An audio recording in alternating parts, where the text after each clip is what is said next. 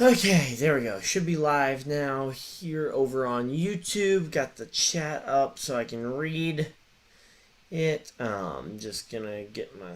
Let's see if I can actually get the chat up here as we are going live. Over on YouTube, just gonna be talking, basically hanging out a little bit here before the Daytona Cup race here tonight. Fingers crossed tonight with all this, so. Fingers crossed we can hopefully get this hauled. We can get the whole race in tonight, because clearly that's. Whoops! Sorry, did not mean to have my audio up there. I was just pulling it up on my phone for the chat. So yeah, I'm gonna try and interact with you guys. But yeah, just gonna kind of break down what I think is gonna happen with the race. I kind of gave a little bit of this in my bubble prediction video thing that I did earlier. But I've also got my phone up for NASCAR Fantasy, so definitely going to try and break down as much as we can here in this about an hour before the green flag flies here in Daytona. So let me see if I can get the chat up here. Okay, I'll refresh that. But yeah, so the starting lineup. Kevin Harvick's on the pole. Just kind of the way it is with the new, meant to be more legitimate for all the drivers and teams involved, which I think it is. Problem is, it means that Kevin Harvick will be winning a lot of pole awards, especially if he continues to win races and dominate. Trying to get the starting lineup to refresh because my NASCAR app is deciding to not cooperate, of course. So, hopefully, is my internet all going? Oh, looks like my internet blinked for a moment. Hopefully we're back. Uh-oh. You got a little bit of a slow stream. Uh-oh. Let's see if I can get this. Hopefully, let's see what's going on. Well, I'll try closing out of a few things here to just try and,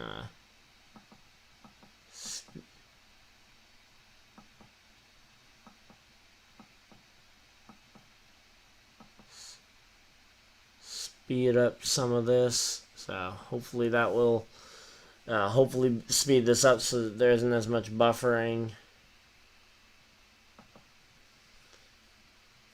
Yeah, so hopefully, fingers crossed, that'll help with some of the buffering, just kind of closing out of a few things I didn't exactly need to open. I've got thumbnails and stuff for other videos I'm working on, so I gotta keep my Photoshop open because I didn't get all that done before this. But I wanted to do the live stream. We're still a little bit actually ahead of my original schedule. But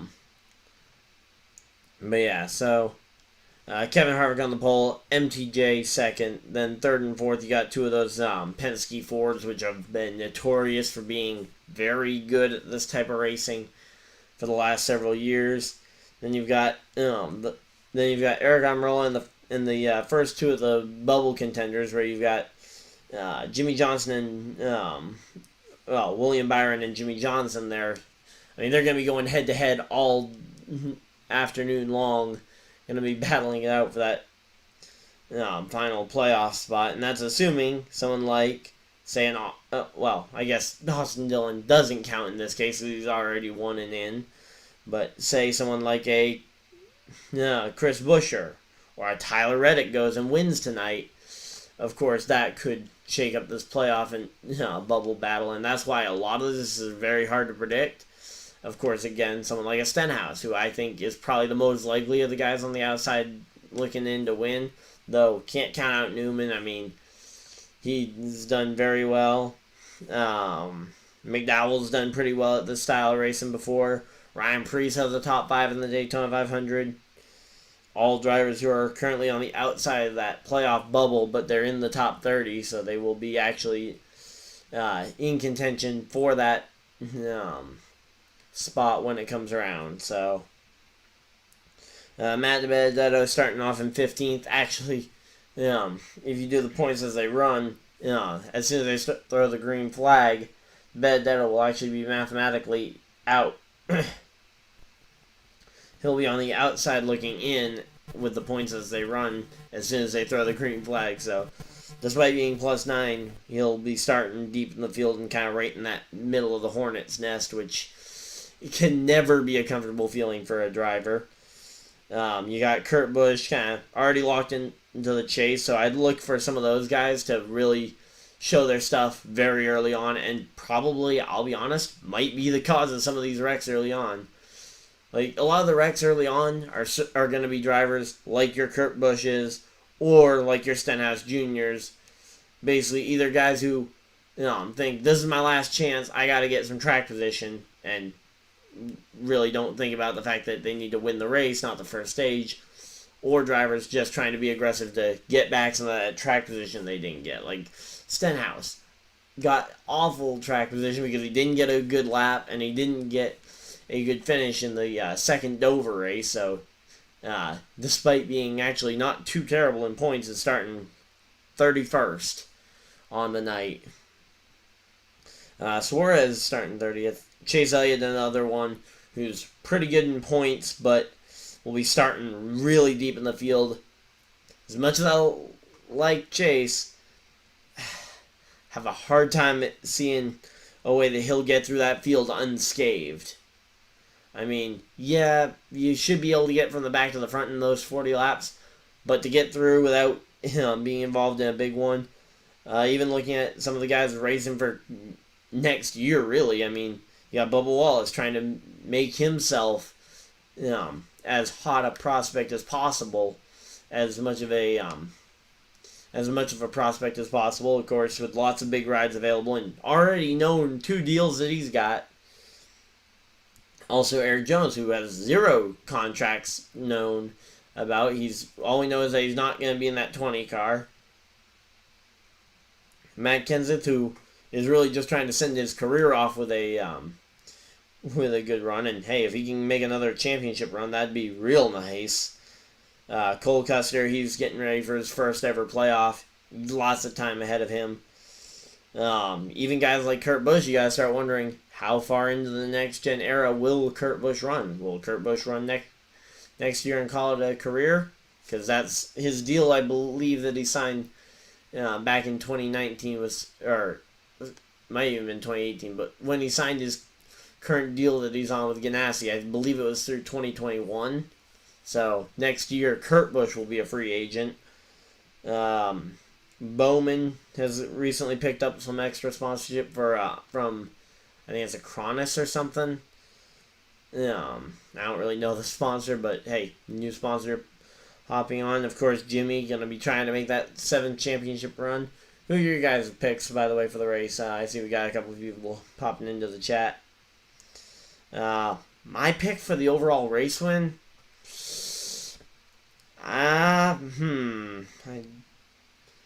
My pick for the overall race win.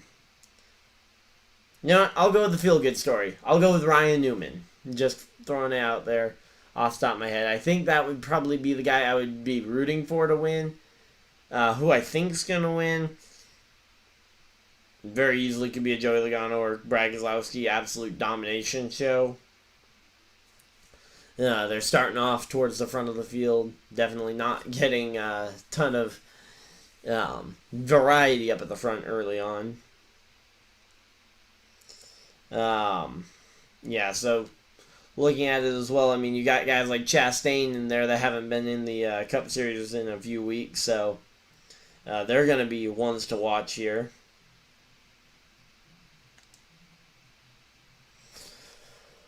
I don't know what Chastain's going to do after that Xfinity race last night, which if you guys didn't see it, definitely not the best look for Chastain. I feel like it's going to be probably either him or Stewart-Haas causing the big one tonight. Stewart-Haas, because he's definitely aggressive, definitely gets really aggressive, and not every driver can really handle racing against that. Same thing with Chastain. Drives incredibly aggressive and right on that edge. I mean, kind of like Stewart-Haas. Just teetering on the edge of reckless for him. And really, I mean, that's just... you like to see the aggression because it makes the racing interesting. But man, you just gotta think, at what point are you just teetering on the edge of not worth putting them in the car because they're just gonna tear up the equipment? I mean, I'd love to see Chastain prove me wrong and make it a Spire Motorsports repeat at this race. I don't see Spire Motorsports being that competitive to pull that off without rain again. Of course, you got James Davison in the number 51 one, so that's a nice one. Just kind of looking at the bottom of the field, looking at some of the guys who aren't always there, like Yaley in the 27. He's pretty consistent. Chastain, of course, 77. Brendan Gaughan, he'll be making his final Daytona start, supposedly, in the numbers 62 for Beard Motorsports. So that'll potentially be, I guess, maybe an open ride for a Super Speedway ace next season. So I guess if Chastain doesn't get a full-time Cup ride, that would be an opportunity for him to maybe go and just get the oval races in, assuming that the whole talk about him going to Spire full-time next year isn't true. But that's a whole lot of other stuff. The rookies, to be honest, I think out of the rookies, I'd probably pick... I think I'd pick Nemechek, actually. Of all the rookies, I think he's my rookie pick to do well tonight. If I had to pick a rookie that I thought was going to do well tonight, he'd be my pick. Of course, you can never count out the big three from Xfinity in last year, so just kind of going through, looking at a lot of this. Let me check, because I know the weather was looking dubious at best earlier. Okay, looks like it's cleared up. Looks like we might get the full race in tonight. I don't know, though. That clump around 9 p.m. has just been growing and growing. The clump of thunderstorms around, and now it's actually extended to 8 p.m. for the earliest to maybe see some thunderstorms. And of course, some more around midnight, 1 a.m. And then tomorrow it's all thunderstorms. So if we do end up rain delayed, I don't know when, or rain delayed. I don't know when the next chance to get this race in would be. Of course, you also have to wonder, because I don't know. I'm sure they've gotten some amount of rain. I don't know how dry the track is at the current moment, because I'm. In case you guys don't know, I've got the green screen behind me. I'm in my house. I'm not anywhere near Daytona International Speedway. I have no idea what their weather's been like. It's actually been absolutely downpouring here all day long. So, yeah. And I guess while I wait for some more people to kind of get in chat and kind of mention some stuff, if you guys have any questions, feel free to ask as well. I'm just going to kind of go through a little bit of personal stuff as well, because I did miss an upload yesterday. I wanted to get a video out, but I had just kind of other life stuff. I had a job interview, as well as the computer I usually use for a lot of my thumbnails and whatnot. That died, and I didn't want to put out a video if I didn't have confidence in getting a good quality thumbnail done for you guys. So I ended up deciding to just bite the bullet, not do a video yesterday, but hopefully I'm gonna make it up to you guys though with tonight's video recapping this Daytona race, because it'll be fun. I think it's gonna be fun to watch. Yeah, for Rick Hendrick, worst night of his year probably, because not only is one of his drivers probably gonna end up missing the playoffs, both could possibly miss. If you have the right winner and DeBenedetta's up there. Let's say it's DeBenedetta 1-2. That knocks out both Byron and Jimmy right there, barring stage points coming into effect. Which, I mean, every single stage is going to matter. Every single point is going to matter. And to be honest, that's going to make this feel almost like the championship for Homestead. You've got three drivers just kind of, and kind of a little bit more, I feel like, even maybe like that 2011 Homestead race where you had two guys actively battling back and forth, tug of war for points every single little point here. So yeah, you're gonna have literally everybody just fighting for that every little point they can get to try and do it, and even the tiebreakers might come into play, which I didn't realize Jimmy Johnson had yet to get a second place finish this year because of that DNQ or disqualification at Charlotte, which was a second place. So his best finish being third, that puts him well behind. I believe the order of it is DeBenedetto, Byron, and Jimmy. I don't think there's any way that Bowyer falls out of the top out of that unless he DNFs very early on and we have a surprise winner. I think without all of that falling absolutely insanely the wrong way, I don't see a way that Clint Bowyer does not make the playoffs. Supposedly he's not locked in, I guess. So, I think I mentioned that I thought he was going to get locked in as the green flag flew. I'm not entirely sure because they seem to keep putting his name in there as a driver that's not that's not safe. But 50 something points above, I would say should be safe. Let's see. Yeah, 57 points above. I think that should be safe. I mean, I guess he would technically have to be 56 above, or 55 or more above William Byron, which he is not. So I guess that might be the math that they're doing. But, man.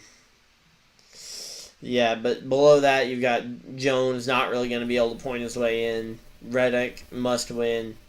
Bell, he's in a must win. And Suarez, Quinn Houff, Brennan Poole, they're actually too far back in points to even win and get in. So if we do have a random luck winner like we did last year with Justin Haley, if it's one of those guys, it won't mess up the playoff. So the list of guys that could that are in must-win scenarios going into this race: Reddick, Bell, Buescher, Wallace, Stenhouse, McDowell, Newman, Nemechek, Ty Dillon, Matt Kenseth, Corey LaJoie, and Ryan Preece are all eligible for that playoff spot if they are to win. Everybody else is not with, like Suarez, who's that 31st guy on the outside looking in, is not in position to actually point his way in on that one. Yeah, surprised looking at all the drivers who are earning points in another series that have also made starts this year. So, Brendan Gaughan making his way up the point standing. So, yeah. For the most part, I think that's most everything I really had on my mind. I was hoping for some interaction here in chat just to kind of chat with you guys, kind of go over what we all kind of expect to see and whatnot. I'd love to see Corey LaJoie win, but I'd hate it because I think I'm gonna put it this way. I would dislike it because it would really be what I feel like is an illegitimate playoff contender. Like, he realistically has zero chance of making it to the championship four. Like, him winning and getting into the playoffs, I mean, it would kind of feel like Chris Buescher a few years back. Like, sure, a talented driver, no doubt. But that car-driver combination at this point cannot and will not be competitive and probably will not advance through this next round without a whole lot of luck. And luck at Darlington, Richmond, Bristol, I mean, luck I wouldn't say necessarily is indicative of those places. So, yeah, a lot of guys kind of in position, so yeah, just kind of looking through, seeing, the Ganassi car is not in position either to get into the owners' playoffs either, I don't think. Just kind of looking at the owners' point side of things. And, of course, the manufacturer points, Ford leads by a landslide with their 14 wins on the season.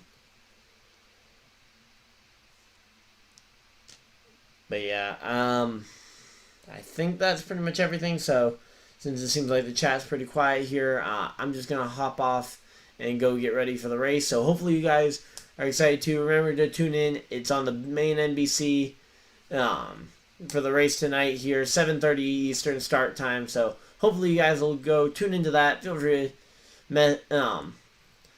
to also chat along in the on Twitter and whatnot. I read my Twitter, so if you guys tweet at me at RyanDyer99, feel free to let me know what you guys think over there.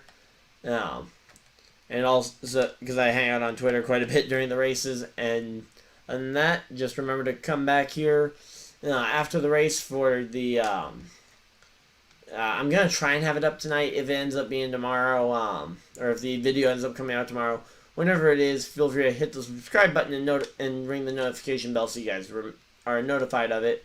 But make sure you guys check out the race review video when it does become available for you guys to watch. So, other than that, hopefully you guys enjoyed this short little live stream here as we get ready for the NASCAR playoff cut race here at Daytona International Speedway. I think that's pretty much everything. So hopefully you guys enjoyed, and I will see you guys in the next video, which will be the Daytona race review video. Hopefully you guys enjoy, and I'll see you guys there. Bye!